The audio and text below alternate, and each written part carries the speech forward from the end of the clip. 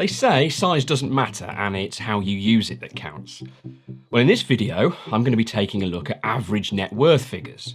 Why, what did you think I was talking about?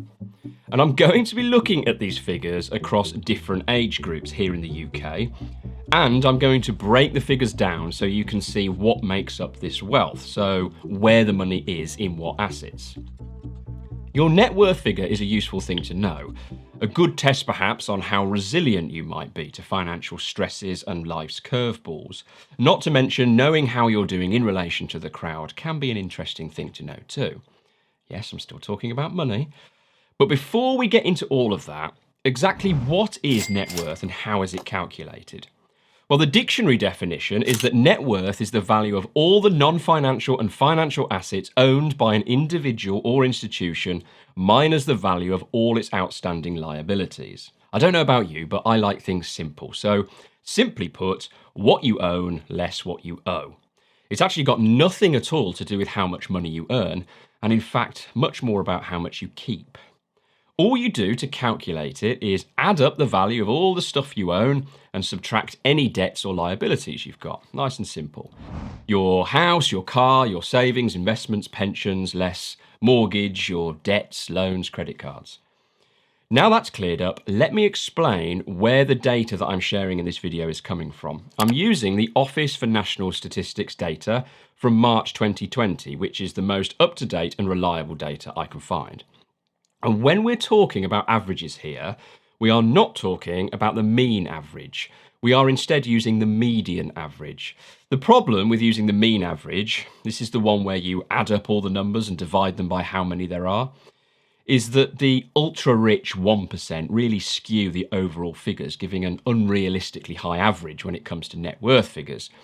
And if we look at that, you'll likely feel pretty awful about yourself, and this will be the worst 10 minutes online you've ever spent. Yep, even worse than that video you watched at school. And despite what my comment section says, that's not my intention when I make these videos.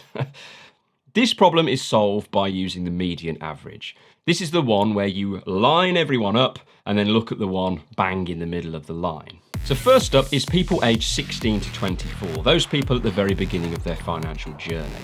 On average, people in this age bracket have not bought their first property yet, and this is confirmed by the fact that the average age of a first-time buyer now is around 32 years old.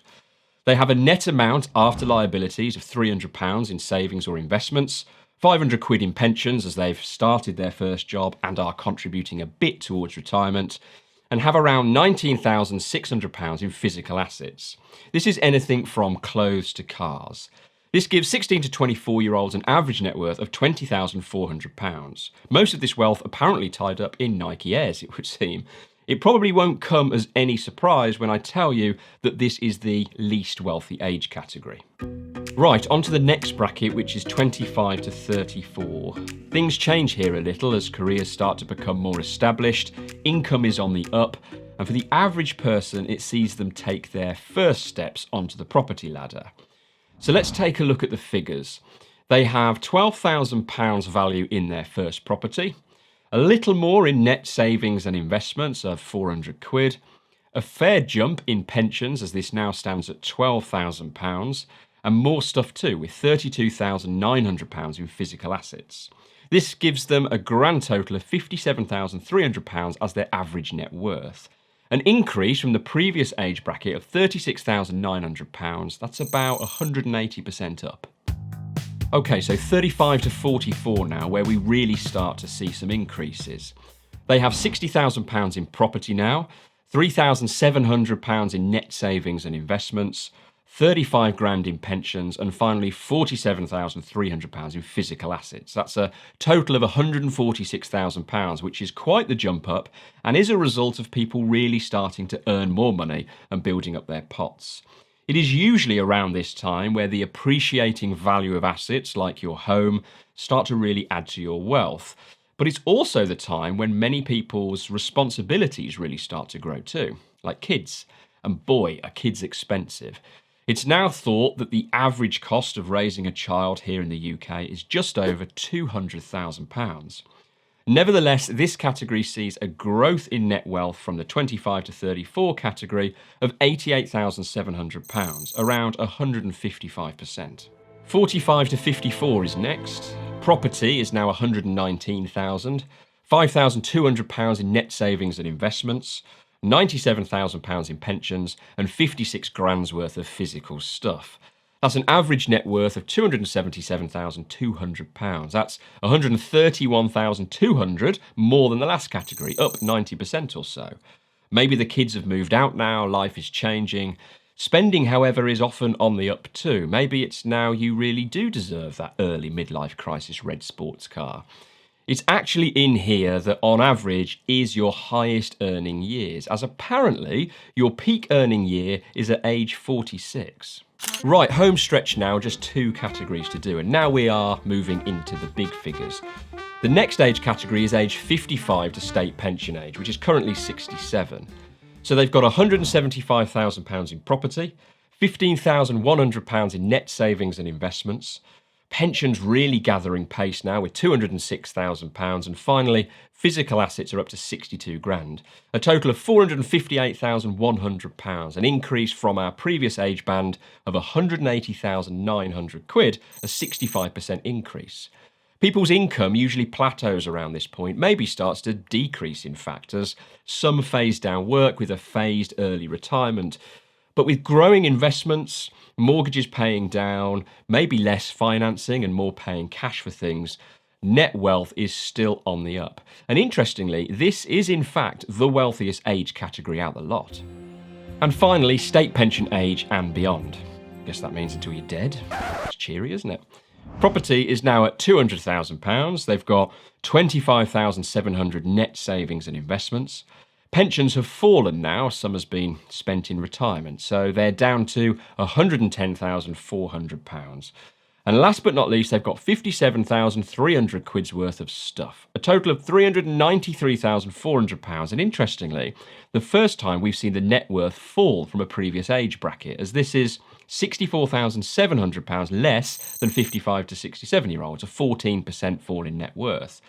Reason for this is straightforward enough, as people are spending their assets as they are no longer working, which was the whole point of building it up in the first place, remember. Now, the reason I included the breakdown of what the assets were rather than just the headline total figure for each category is because it's really important to understand that where the money is, in what kind of assets, is probably more important than the grand total itself. Let me explain.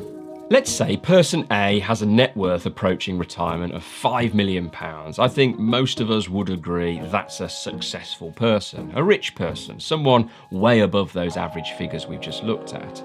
It's split as follows: a proper swanky country manor worth £4.5 million, £50,000 in net savings and investments, pensions worth another £50,000, and some enviable wardrobes full of £400,000 worth of stuff. Now we've got person B, who is also worth an impressive £5 million, but it's split as follows: a lovely family home worth £1 million, £2.5 million quid in savings and investments, a cool £1 million in pensions, and still some bonkers wardrobes, and maybe a guitar collection worth £500,000. Who's in better shape for retirement? Despite both being worth £5 million, person A only has access to about 100 grand's worth of liquid cash and investments, and that isn't going to fund that kind of lifestyle for very long and will make retirement very challenging. Whereas person B is worth the same on paper and yet has access to £3.5 million in liquid assets, savings and investments and pensions. He's ready to have a fantastic retirement. I know which I'd rather be. Yes, person A could downsize their home and sell some suits, but the lesson here is be careful not to find yourself house rich and cash poor. You need liquid assets moving into retirement. Even better still, income producing assets. The most interesting thing from the whole set of data for me was this. Physical wealth made up the largest share of wealth for the least wealthy households, compared with property for mid-range households and pension for the most wealthy. What does that tell you about where your money should be?